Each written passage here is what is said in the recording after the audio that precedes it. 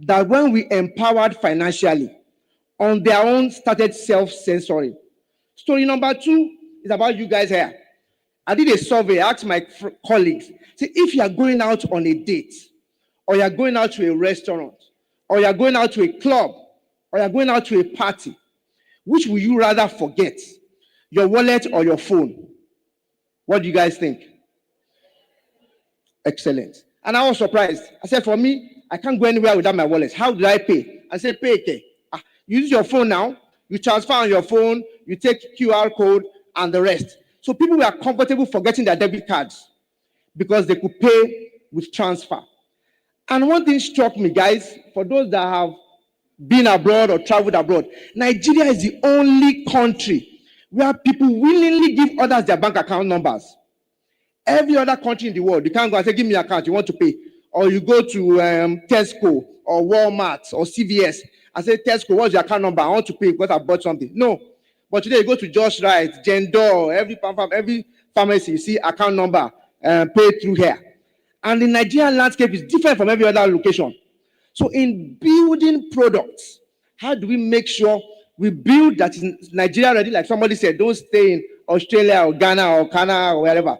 How do we build to make it Nigeria ready, but also make it digital? So when a lot of those IJGBs came for December, and they went back, you remember a couple of merchants were complaining. There is chargeback, because they were spending their cards. But those guys were also used to tapping and paying with their phones. So in Nigeria today, why do I still have to collect your bank account number to pay for the wig, or to pay for the hair, or to pay for this? Are there payment methods that can enable me tap? Now, fast forward to recent times.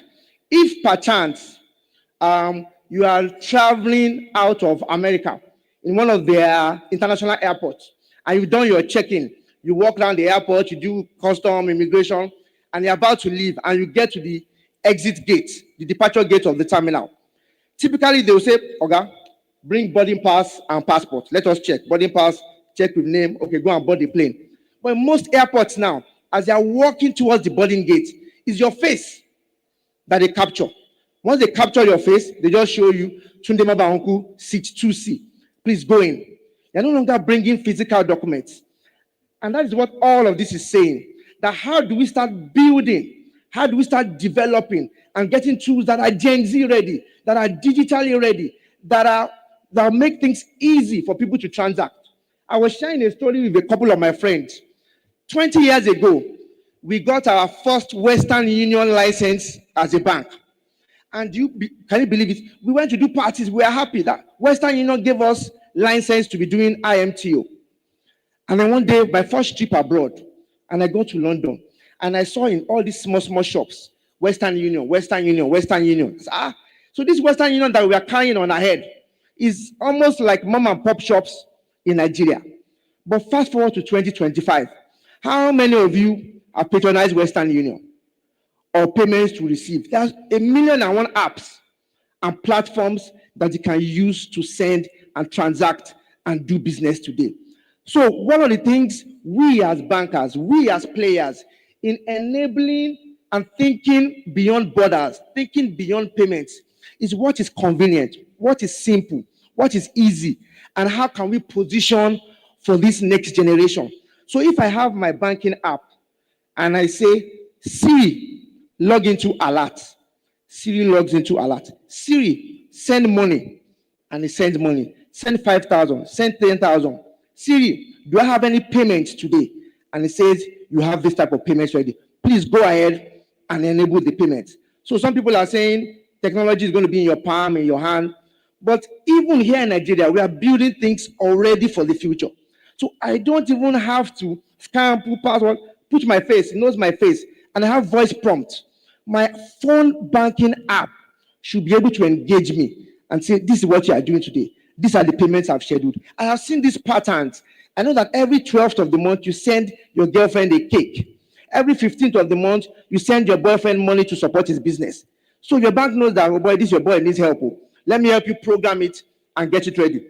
So, to cut the long story short, ladies and gentlemen, so that the panel can start, please open your mind, guys, Over the next 15 to 20 minutes, the panel will just walk through what they see as opportunities, how the landscape is changing.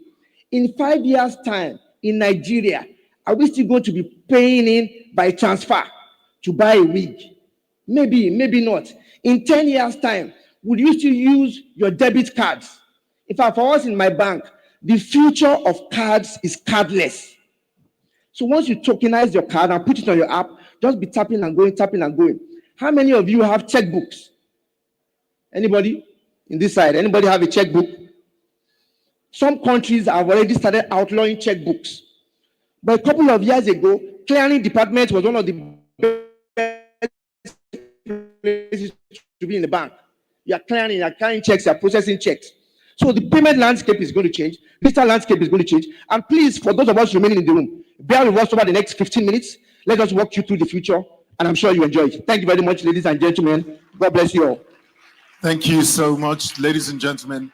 Please put your hands together for the Executive Director, Digital Bank, Wema Bank PLC, 𝗠𝗶𝗹𝗶𝗹𝗀. Please give him another round of applause for keeping to time as promised. It was bang on time, yes.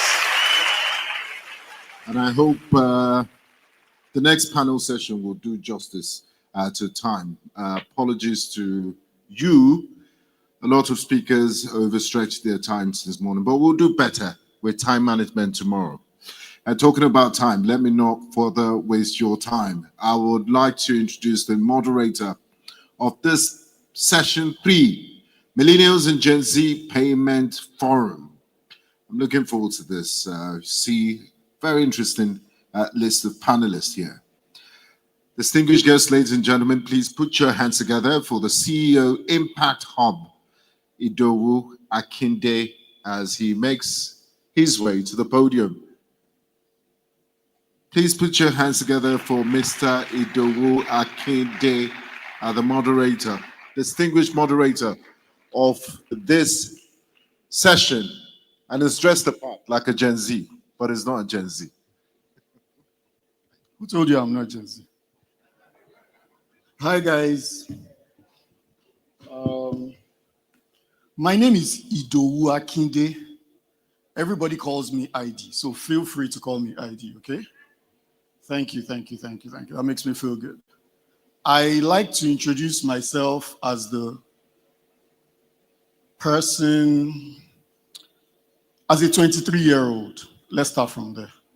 Last year, I used to tell people that I was 22 years old, and I made a mistake this year. I started telling people that I was 22 years old.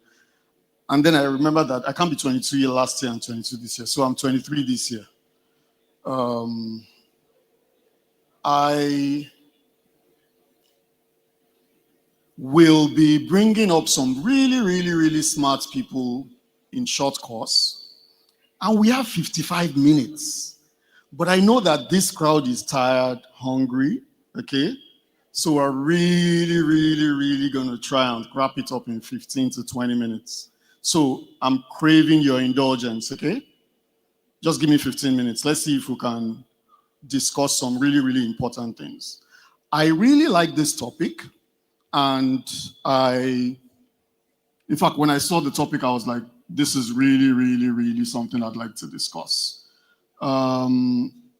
Because like one of the panelists in the last panel said, and the gentleman that just spoke, Mr. 𝗠𝗶𝗹𝗶𝗋, said, designing solutions without context is ultimately useless, okay? So if 70% of the African population is below the age, of the Nigerian population is below the age of 35, and 70% of the African population is 19 and below, then I'm an outlier, I'm a minority. Okay?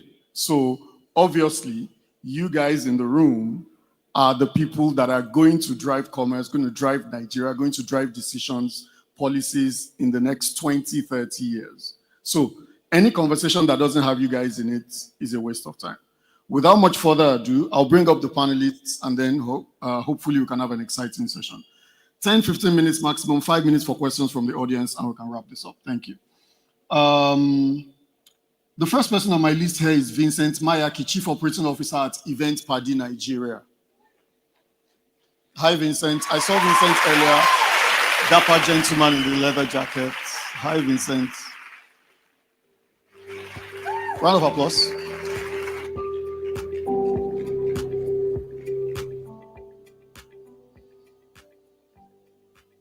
Ibukun Adeniyi, Chief Product Officer, Errandir, Nigeria. I'm so jealous. I'm going to get dreads. Bumi Ayodele, Head of Youth Banking from our sponsors, Wema Bank.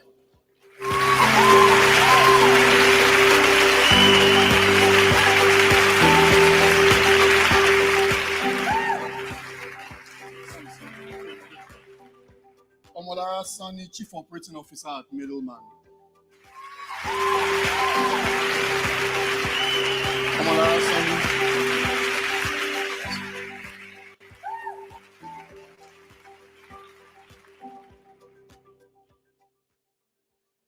Hi. Ayoola Ogunyomi,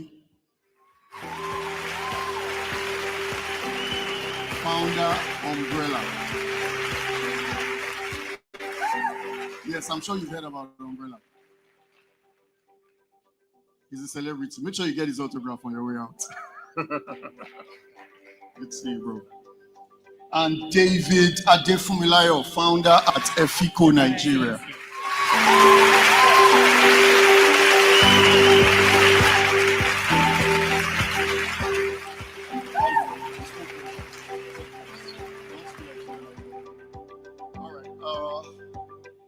Just a quick, before we start with the questions, just a quick pseudo survey. Millennials are defined as, oh my God, 1981, right? To date. That's like, yeah.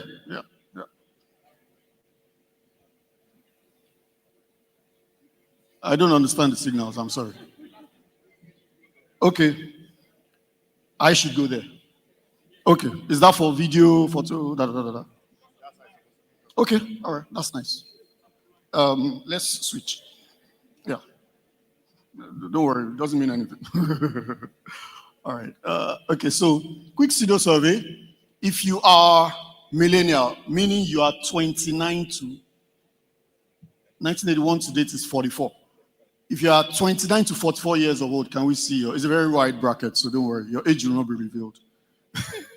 If you are 29 to 44, can we see your hands? Okay, that looks like 30-40% of the audience.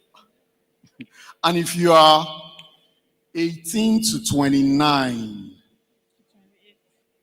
can we see your hands? Okay, that looks like, this looks like a larger crowd, 40 to 50. That means 10% are like me, minority. Sorry, I forgot that I'm 23 years old.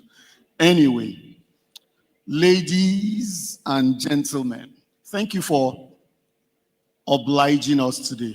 Hopefully we can keep this really, really punchy, insightful, and short. Audience has a characteristic attention span. Thank you for being here today. I'd like to start my questions with Vincent, okay? And this kind of wraps up the previous conversations around the establishment. So there's been a lot of talk about banks and their positions and how they see the world. We are here to, quote unquote, disrupt that perspective. So the first question I have for you is, what is one regulatory change that you would advocate for that could help more and more youth-focused fintechs or youth-focused ventures, given the perspective of millennials and Gen Zs, to thrive? Okay. Hi, guys. Good afternoon, everyone. So to keep this as short as possible, I think the biggest barrier to adoption of digital services and payments is KYC, right? So if CBN, for example, can introduce a tiered KYC that sort of allows the younger demography to start foraying into the fintech or the payment experience very early enough, that would really help fintech focused initiatives to thrive. So I love the story Mr. Tunde gave about his daughter's willingness to, independently make payments even as young as 12. But at that age, she has no official identity that allows her to create an account and, make payments, own a debit card.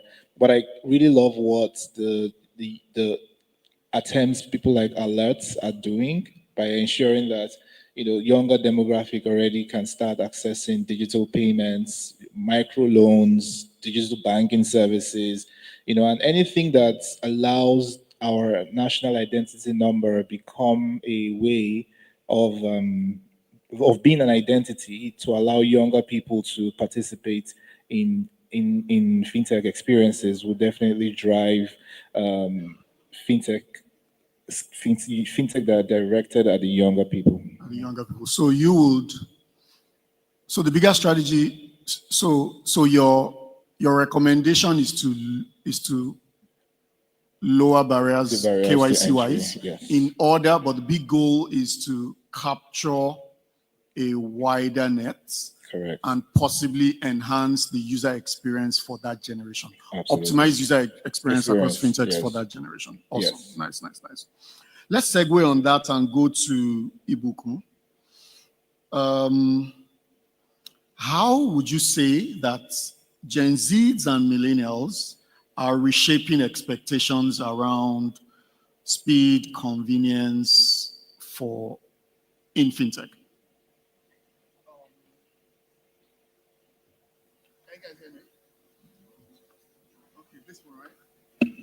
Okay. So naturally, Gen Zs and millennials are typically seen as early adopters. Can you hear me?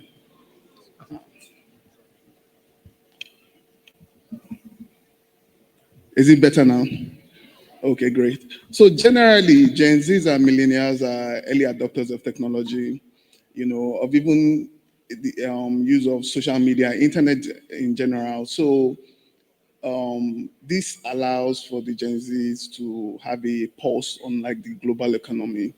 So, and new technology usually comes from the United States mostly. We have crypto and all these things, and this generation is very connected to that world, and they experience these technologies earlier. They see, they hear about it, and they want to try it here. So most of the times, our institutions here are a little bit slower, but there's the demand, and naturally when demand comes, the supply. I remember when Wema Bank started ALAT, and a lot of people felt like it was very risky. That would people open how secure is it to open a bank account without filling papers and things like that?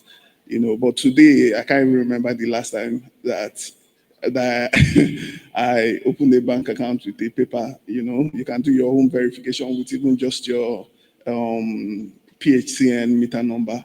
You can do every other KYC with BVN. So everything has become much easier, and this is largely driven by the technology adoption of the Gen Z. And moving forward, for the newer technologies coming into the market, for instance, the CBN has they've been pushing this Afrigo contactless, where you can pay with your phone or you just tap your ATM card.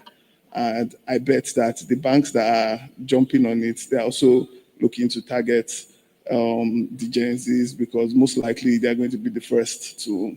I remember not too long ago, many years ago, my sister would say she can never put a card online when people were saving their cards on Uber, So generally, early adoption. Okay, so you see that there has been a net positive influence on the banks and the regulator. Absolutely. Okay, based on the observed trends and things that quote unquote Gen Zs and millennials value. Yes. Speed, convenience, Yes. comfort. Okay, nice. Let's go to Wema Bank. Okay. Hi, Bumi. Hi. How are the youth-focused products of Wema, aka ALAT Explore, SARA, addressing the evolving financial habits and expectations, just like we just mentioned, of these generations? Okay, all right, thank you. I'm sure a lot of people have been saying a lot of things about ALAT here today, and it just shows what we are trying to do. In Wema Bank, what we've identified is that the youth is a very broad stage, and what they are after is they want their financial independence. So at early stage, we understand that they all have dreams, they have aspirations, they're curious to having to manage their finances themselves. So we've developed tailored products to meet them at every stage of their youth development. This starts with from the royal kiddies, which the parents handle, into the first digital teenage app that we launched last year called ALAT Explore. And that is to cater for our teenagers between the ages of 13 to 17. What that does is that they can actually start managing their finances, have their own virtual or physical debit card. They can begin to understand how to save and how to build their aspiration through that. Another aspect that we also have that we are good at is the SARA by Wema, which is focused for the women. And for this segment, we also focus on the youth, especially the entrepreneurs. You have access to finance to sponsor your business at a very young age. And there are lots of our ALAT digital app, which has gone viral, has been in vogue for the past 8 years, more than 8 years, is the first digital account opening app where you can sit at the comfort of your house and open an account. So these are some of the things that we are evolving, showcasing that we are interested in the youth space itself. Thank you. Bumi. So we hear that we obviously everybody here knows ALAT. So ALAT clearly positions Wema Bank as a quote unquote futuristic, right? At least future-oriented institution. Now we're hearing that you are even not resting, you're not resting on those laurels, you are pushing forward, you are designing even more things for oncoming generations, like the Explore and the Women Focus. All right. Hi, Omolara, MiddleMan. Hi. All right. Can we hear from you? What would you say you've observed as the unique behaviors or unique trends, things that are specific to this bracket? If we were to, I think it's majorly Gen Zs, and then, so tier one, let's use banking language. Yeah. Tier one Gen Z, tier two millennials. What would you say are those behaviors, trends, or persona characteristics that are driving digital payments adoption? Okay, thank you. For some context, MiddleMan helps African businesses pay their suppliers in China, right? And I'm not sure this is unique to just us. I feel like it's a general behavior when it comes to payment. This set of people find it ridiculously stressful to use the mobile web applications, right? So their preference is always mobile apps. And this sort of like pushed us at the time we first launched our web app, and 2 months later we had to launch the mobile app as well, because a lot of them were requesting for it, and there were people that were never going to use our services if there was no mobile application. I think it also stems from the fact that a lot of the traditional payment method that they know, their banks that they already trust, all have mobile apps. So why should they go ahead to go to their Google Chrome first or Safari before they can access our own service, right? Another behavior would be that they love having payment options, right? So they want to have different options. Maybe bank transfers is not working, then they can use their card or use USSD, or this pay ID that we have on some banks today, where you can just generate an ID and use that to make payments. And although they usually lean to a particular payment method, but they also love that those options are there, and they sort of like that they have options at every point in time. Thank you, Omolara. So, if you notice the trend, Ayoola, we're going to flow into what cultural factors do you think mostly influence young Africans as they seek to engage with digital and increasingly digital ecosystem or space? All right, thank you. Can you hear me? All right. I think that they are first mobile first, right? Everything they do starts or stems from their mobile devices. And that being said, they're looking for digital lifestyle partners, right? And it's a buzzword around the banks now. Everybody wants to be your digital lifestyle partner. But nobody is really filling the space of the digital lifestyle partners, right? These guys are socially influenced. They are peer-to-peer influenced, right? They see what other people are doing, and that informs their decisions, right? They rely heavily on trust, right? So beyond just building the infrastructure, beyond just building the payment gateways, beyond just facilitating payments, they rely heavily on trust factors, right? And this sets the tones for them in whatever digital payments that they decide to do. Beyond that, what we also see as a trend for them is their Afrosensitivity, right? Where they tend to go towards the guys that are for them, right? So gone are the days where you are a foreign bank, right? They tend towards moving towards trends that are that portrays the Afrosensitivity in them, basically. Okay, thanks for that, especially that last point. So I work with a lot of young people, right? And I think there's the inspiration that you cannot deny, that comes from the viral export of Afrobeats to the world, right? You know, entertainment music is undeniable, right? So people feel like, look, that's Davido, Whiskey, Burner, that's their expertise. In my own field of expertise, why can't I, quote unquote, first of all, embrace, which is what I think you're saying about Afrocentricity, embrace Afrocentric themes and, if possible, export them. So very good point there. David, last but not least, and we'll come around for another round. What's the killer feature that makes young customers choose you over their competitors, over your competitors? Killer feature.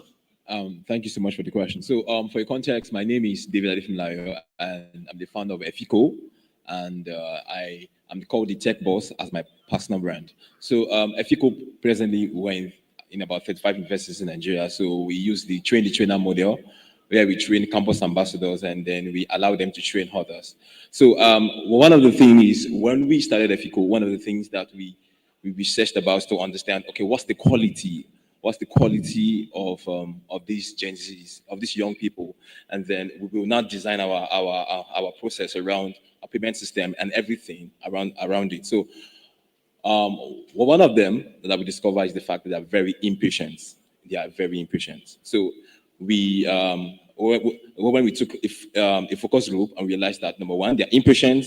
Number two, they have low attention span. And number three, they are community driven. So when I'm saying that they are community driven in the sense that if they don't feel valued in that community, they want to leave. You get so, and that's how we designed the whole process, and that's where the campus ambassadors come in. If we cannot be in the school, so we have an ambassador who is a leader in the school to be very close to the people that we definitely need. So let me give an example of them being very impatient and low attention span. There was one time we were recording very low turnout in our payments, and then I tend to now make research to understand, okay, why are they not paying? Is it that they don't have money, or there is problem with salaries, or their parents are not giving them money? And I went to chat them up myself, because I'm that person that I like to meet them myself. So I chat them up. I say, oh, Tola, why you not? What happened? Don't you have money now? He said, no. I'm going to fill the form later. Right? And then I'm like, okay, so why are you, okay, what's the problem with filling the form? So you have the money, but you don't want to pay. So she was like, yeah, the form is very long, and then I just feel like later I can do it. And then it now come to I went to the drawing board, and I told my team, you have to reduce just very important things. So just 3 questions and they're fine. So I can just realize the fact that because she's impatient, or because they are impatient, and because they have low attention span, and then those are the reasons why we are not seeing payment systems. So, and I felt like, okay, yes, we have to design that process and ensure that they are we bring them into the picture. Yeah. Awesome. They take jabs at me all the time in the office. They tell me that I talk too much, and I'm like, okay, no problem. You have to endure me. Anyway, thank you, ladies and gentlemen, for these questions. We'll take one round of parting shots, but before we do that, I'd like to invite questions from the audience. Hi, audience. Has anybody said something on this panel that you strongly disagree with, or that you feel, nah, that was just a load of BS? Do you want to ask any questions? Now will be the time. Is there an usher that can help me with? There's a hand there. There's one hand there. Hi. Can I get help? Is there a mic? I think you should just come forward. Gentlemen, yeah, just come forward. Yeah. Any other person? Question? This is your chance, so if they spoke rubbish, and if I said rubbish, just come and give it to us. Okay. Though I don't like when people don't ask questions. I actually like questions are a sign of intelligence. It shows that your brain is engaged. Sir, please. Okay. Sir, I have a question. Yes. Please go ahead. Sir, regarding this, what this panelist just said now, sir, I have a question. Is all of this like a little bit beneficial to we students? Like, is it really like, what is our benefit from all of this? Like the interview and everything, what is our benefit, our main benefits from it? Okay. Wema, do you want to take a stab at that? All right. Okay, so one second. I'm sorry. What's the name, please? Emmanuel, sir. Emmanuel. Sorry, okay. So let me just answer that question. Your benefit at this is we all came here to talk to you today to let you understand that we know you have a dream. You have aspiration. You are curious about having your own financial independence. And we are here to bring that dream to life. People have come together with various ideas. I'm sure you've actually listened to a lot of people today. But the session is actually to help you build your financial independence and to tell you the way to go. For us in Wema, we've gone as far as collaborate with even the lifestyle sector, partnering with the Block Party to ensure that we are infusing ourselves into what interests students. We just concluded like a campus tour session recently where we worked with the Block Party team so that we can show them that we are part of them, to start seeing value in some of these things, not directly selling account opening, which are the usual thing you're after. Also, for us in our own space, we also have empowerment programs. We have partnership with the federal government where we've given over 2 million grants, supported over 2 million youths in Nigeria.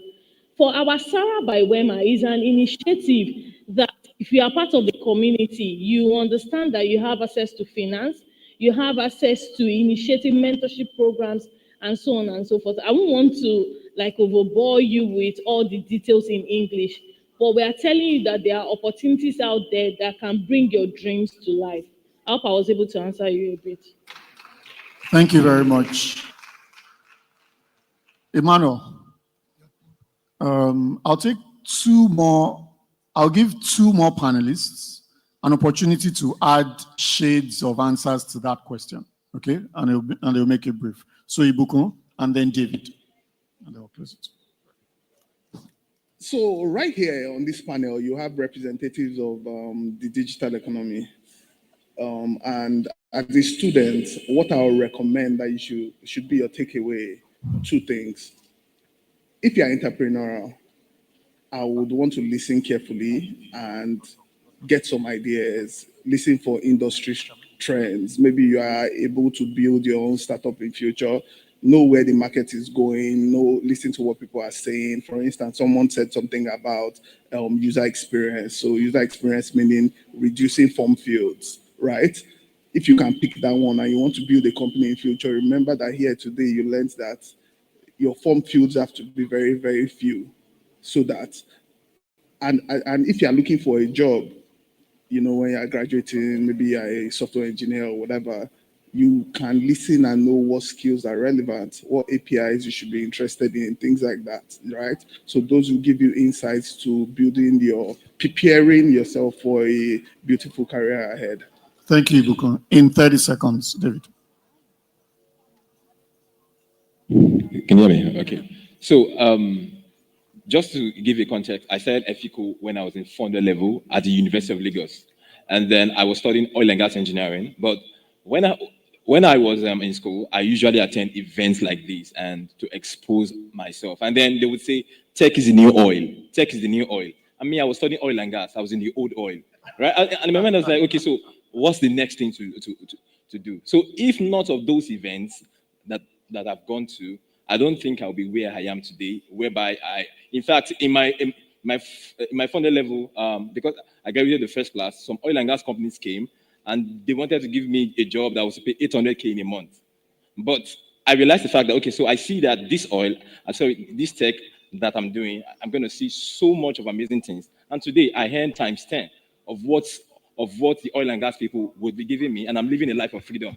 So you as a student, you also want to contextualize this in your own aspect to say, okay, what these people are really talking about, how can I adapt it to my life and then make sense of it? Do you understand? Lovely, lovely. Thank you. Thank you for obliging us. And thank you for a very important question. Okay, so let's round this up. I'll take 10 seconds each from, let's go from there. So David, you first. 10 seconds. What's your parting shot? What would you tell someone? I think you've done a bit of that, but what would be your parting shot for somebody between 18 to 29 and then between 29 to 44, Gen Z and millennials to look Okay, so at? I think I want to really speak to payment platforms and the payment ecosystem. I think instead of processing payments, like instead of looking at payment systems only and then taking the UI UX as an afterthought, I think the UI UX now for Gen Z is now the main product. I can remember when we were designing our own system, we used to say, oh, okay, let's just focus on just the payments. But now we take the UI UX as the main product, and then because there is other payments to synchronize, we can just put it into it. So I want to have a message to the people designing payment platforms, and then let's stop processing payments alone, but start processing emotions of these Gen Zs too. Yeah, thank you. Thank you, David. Ayoola. All right. David took the word out of my mouth, but I would say that innovation is not just about creating new things. It's about making old things even better and easier to use. And then I would also say that just to add to the previous thing is that we that studied users, right? We're seeing a new patterns with the Gen Zs. There is no one Gen Z that is the same as the other, right? And so product cannot be created just the same way that we think that everybody, like generalizing people. Before in marketing, they will say, oh, okay, this is the psychography, demography. All those things don't work anymore with Gen Zs. They are non-conformists. So if you sit in your office and you create a product for these guys without speaking to them, you're probably just creating a product for yourself. Thank you. Thank you. Hi, Omolara. Hi. 10 seconds. Parting shots. Okay, so for me, it would be to encourage more companies to be more community driven. So Gen Zs and millennials, they really love being a part of the community, caring for them beyond what your product, the app really offers. Yeah. Thank you so much. Bumi? Okay, for me, I would say I will speak from where I'm coming from, which is my focus in the youth proposition is we want to alert your dreams. So the focus here is on your dreams. We are also creating personalized service, and we have various communities where you can access every opportunity you can imagine, both partnership, both grants, both mentoring, both skill innovation, even different career fairs from each stage of your life, starting from when you're a child to being a student, to your copper years, and when you become either a young entrepreneur or a young professional. We have it all in one bucket. Thank you. Thank you. Vincent? Hi. So they say that most of us will not willingly walk to the stream to fetch water, but we'll be willing to pay a small fee, to tap into the city's infrastructure and have water delivered to us. And I say that to say that payment systems have to be rewarding, not just to their investors, but also to the people who use it. I have banks I have used for maybe 10 years, and I can't look back at any single one thing that they have done for me in any way. Communities exist, so systems thrive when everyone is benefited in a certain way. So I think the idea is just payment systems should look for ways to improve the experience of their users, especially from a rewards point of view. And that will be my parting word. Thank you. Thank you so much. Ibukun? So I have my background as a software engineer, so my own might be a little bit technical. What I would say is that the next generation should look into microservices. Building a tech company is very, very hard, very expensive. So don't try and reinvent the wheel. You don't have to build another mobile app. Just look at one company and look at what problem is this company having. Let me solve one. In my company, I can give you 20 things that if you solve one for me, my company will be willing to pay you tomorrow. So that kind of ties into, so if you've noticed, hi audience, can I stand? If you've noticed, there's one recurring theme in everything that all the panelists have said, and that is pay attention to these new coming generations, right? So for those of you that are building products, don't build products in isolation. Don't build products in arrogance because you think you know what they want. You are not one of them. We are minorities, So on that note, I'd like to draw it to a close. Thank you for giving us your time and your attention. Thank you. A group photograph, please.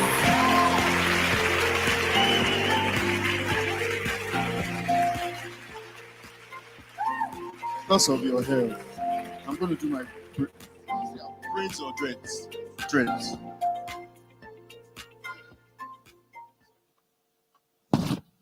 Thank you very much. I believe they deserve another round of applause, please. You can make it louder. After all, you've eaten small chops.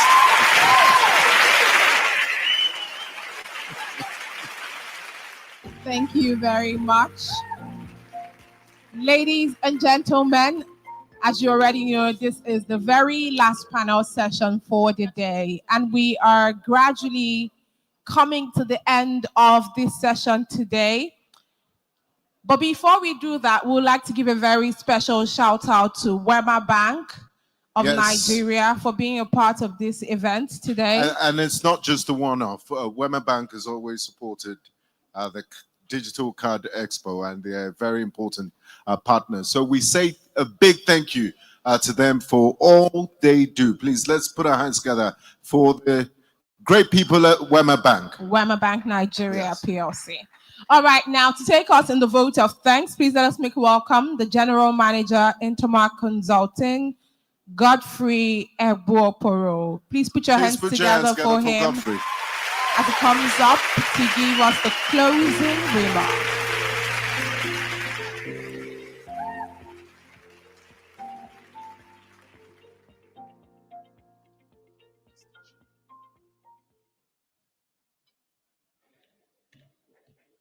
Good evening, distinguished guests. Today has nothing short of exceptional. We began the section with handshakes and introduction, and now we're closing with partnership, fresh ideas, and also solid vision. On behalf of the speakers, panelists, exhibitors, guests, and even for my team at Intermark, I'm here to say thank you very much for coming. To Intermark, our commitment to the African payments ecosystem over the last 25 years has been more than just consistent, it has been catalytical. And today's agenda wasn't just packed, it was powerful. From opening address from the managing director, Mr. Adeniyi, to the insightful word from Mr. Musa Jimo from Central Bank. In all, the tone is actually clear, which is Africa is no longer waiting, we are building. To our panelists, our speakers, you brought not just your expertise, but your grace, whether you're dissecting cross-border payments or trade or elevating the rules of MSMEs, the conversations have been real. They didn't just shy away from the challenges, but they've also given us opportunity by highlighting some of the opportunities within the digital trade and payments ecosystem within Africa. A special thanks to the youth-led panel section that was just concluded. That's the Gen Z and the Millennial Forum. We are reminded that innovation is not just about the code or the policy, but it's about how we think, how we buy, and how we build communities. To our sponsors and also our brands who took a chance, not just to sell, but also support this movement, we say thank you. And to you, our audience, the doers, the disruptors, the dreamers, your presence is a testament that you're the part of this journey to design Africa that owns this narrative, powers its growth with digital rails, and puts its people first. And as we wrap up today's section, and jail for day 2 tomorrow, I leave you with this. Africa's time is not coming, it is here. But if we don't build systems around our financials, digital and ethical framework, we are just passengers in someone else's train. Thank you for listening to me. I'll see you tomorrow, sharper and bolder. Thank you. Thank you very much. Thank you very much, Godfrey. Africa's time is not coming, but it is now. It is here already. And that being said, on behalf of my co-MC, would like to say a big thank you. You've been fantastic. You waited all the way to the end, and we look forward to seeing you tomorrow. Thank you. Have a safe trip back to your destination. Yes, thank you very much for your time. God bless you. See you tomorrow. From Gbenga and Tolu, it's peace, love, and bye-bye.